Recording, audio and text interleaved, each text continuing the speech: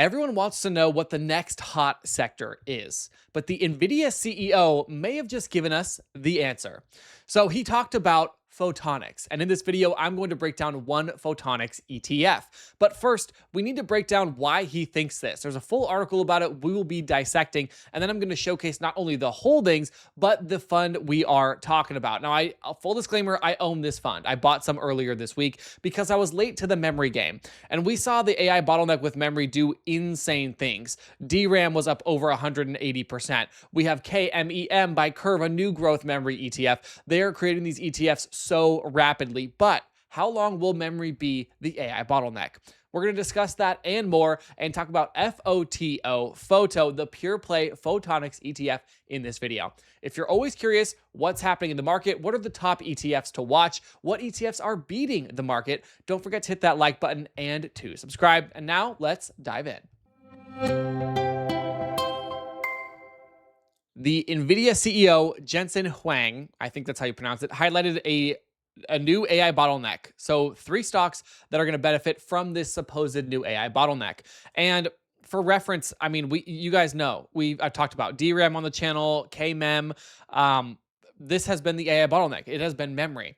But the interesting thing with memory that I think is important to understand when you compare the new AI bottleneck to memory is memory has a lot of use cases in just tech in general, right? This newer AI bottleneck is a little more refined. So I don't think we will see the same price appreciation. I'm not sure this will perform the same way memory has. And to be honest, nobody is. So as always, be careful and don't invest unless you're okay with the risks of whatever you're investing in. This video is not financial advice. Because what? Apple just called out that they need more memory for their phones. The price of iPhones is going to go up $200 per phone with the next launch because simply the cost of memory is insane. This is the highlighted part. The amount of silicon photonic technology capacity that we need is substantially higher than the world has today. And he said this at a conference in March, I believe, of 2026. And so they're talking about 3 holdings, COHR, Coherent, Lumentum, and Nokia, which we will take a look at some of these in this video, but I want to specifically talk about a pure play photonics ETF that will capitalize on this and reduce the risk of simply investing in one of these companies. Now, there's been a lot. So NVIDIA did announce that they were going to invest $2 billion into Coherent. Lumentum has been absolutely nuts. It pulled back recently, but again, NVIDIA $2 billion in Lumentum and so on. And same thing, like Nokia they have different opportunities than what we've seen in the market recently. But now we'll talk about FOTO, the ETF that captures all of this. The website is beautiful, and like I said, I'm biased. I've been doing a lot of research on it, and I like FOTO as an ETF. So we can see it's the Tuttle Capital Pure Play Photonics ETF. And they have it right here. The AI revolution runs on LITE. And they give a really good explanation to this for those that don't understand photonics. So applications are being reshaped by photonics, the science of generating, transmitting, and applying light. It's the infrastructure that's quietly moving to the center of modern computing. Now, when it comes to this style of data transfer, I'm not sure how much real-world capability there is outside of the AI data centers, which again is enough to really pump up a sector. We've seen it already. But in comparison to memory, I'm not sure the use cases outside of the AI data centers. If you know, let me know in the comments. Like, are we going to be using photonics day-to-day with our tech at home?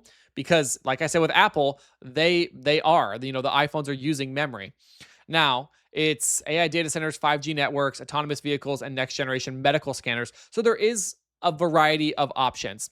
And what they're talking about here is how transfers happen now. So the AI infrastructure buildouts run on optical interconnects.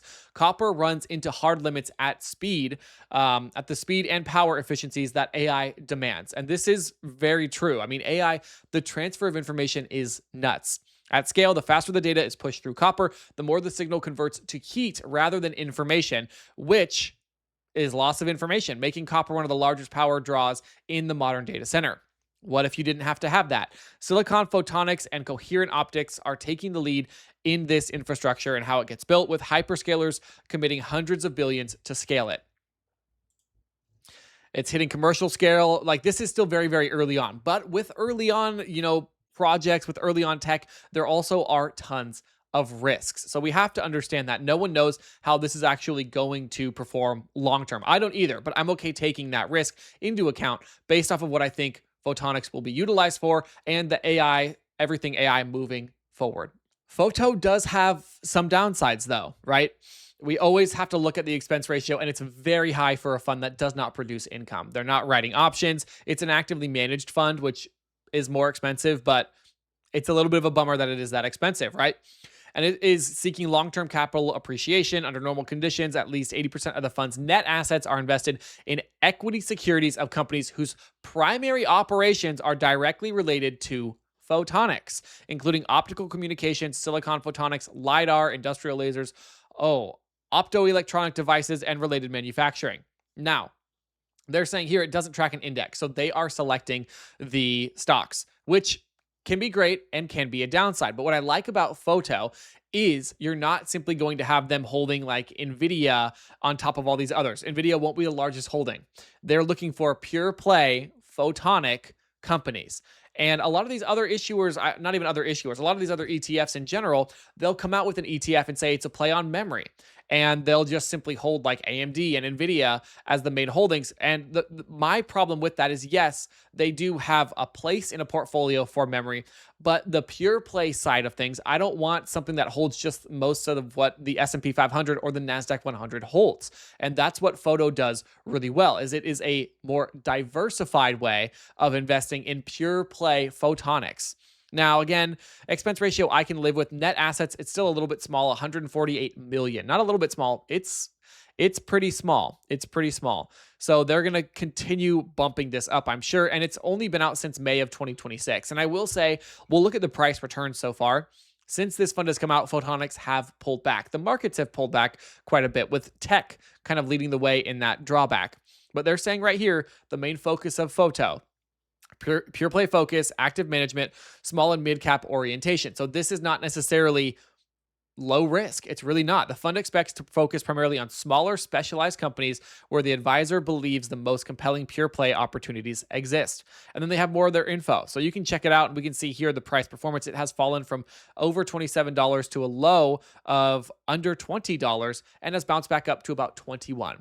So we'll take a look at the chart. We'll take a look at the holdings utilizing stock analysis. But right now, don't forget, if you're interested in learning more about ETFs, or if you've learned something new in this video, to like the video and to subscribe. Now with Photo, we can see if we go year to date, which it hasn't even been out for the last 6 months, it is down 14.7%. And that is simply due to the performance of the underlying. Again, this one is not an income play. It is a pure growth play focusing on photonics. So let's talk about what is in this ETF. Now we'll view all of the holdings, and we can see that the top 10 percentage, 90%, it's only 15 holdings. And here's my problem with this. You could just buy the 3 largest holdings. You could. And I wouldn't necessarily even advise against that. This is not financial advice. But what I mean by that is, if you wanted to avoid paying that higher expense ratio, you can just buy the higher weighted assets, which here is they have Clear Street pledged. Interesting. Lumentum Holdings, IPG Photonics, Coherent, Fabrinet, Laser. A lot of these are pretty big names that we've heard of, but the main 3 make up a good portion. The main 4 or 5, I should say. So you could just buy the main 5 outright and hold it. I wonder if Clear Street pledged, I'm not sure if this is the company or if it's simply just how they're storing cash. That'll be interesting. I'll look that up and give you guys a specific answer. But what I'm going to do now is we're going to take these top 10 companies and we're going to throw them on a chart, and I'm going to show you how they have been performing. We'll see if they've pulled back. We'll see if it looks like they're going to continue running. Whatever you need to know from the chart, I like to use stock analysis for this. So let's check it out. The top 10 holdings have been pretty insane. But I want to mention again, the Clear Street pledged from the last clip, that is a cash holding. Basically, they're like kind of trading with margin, and it's just how they acquire cash. And that makes sense because it's 20% of the portfolio, and they're going to invest 80% roughly into the holdings. So starting off, we'll go worst to best. And let me zoom in for you guys so we can take a look. So worst to best is going to be NOVT. It is up. This is in the last year, 18.68%. IPGP is up 47%, FN is up 65%, MKSI is up 370%, and then we have Coherent up 258%, Laser up 283, VIAV is up 317, CIEN up 483%. Insane. But the best performer is LITE. Lumentum up 780%.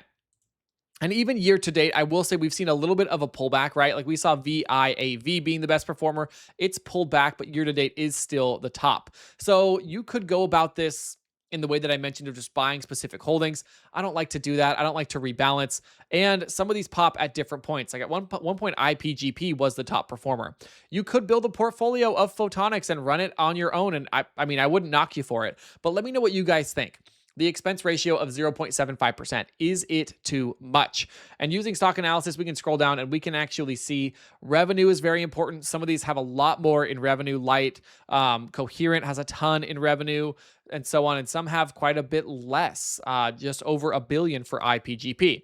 They've got tons of good information on here. And I mean, it's just very interesting. The market cap is another key sector, another key thing to look at, I should say, where market cap for Lumentum is large, Coherent's large, but some of these are smaller, 4 billion for laser, for IPGP, and so on. So it's something to note. But the key to this video is if the NVIDIA CEO says this is the next bottleneck, do we believe that? That's what I also want to know from you guys in the comments. Are we buying FOTO? Are we buying any of these holdings outright to just build on this photonics play? Do we think they're going to continue to soar? Will we see more of these go up 2, 3, 4, 5, 800% in the next 12 months? Or have they already run their course and will things start slowing down? I will be tracking all of this, absolutely all of it. So if you want to stay up to date on news on what these ETFs are doing, how they're performing, other big ETFs like QTUM, SPMO, the SpaceX, all the different SpaceX ETFs, honestly, let me know by liking and subscribing. And I appreciate you guys so much.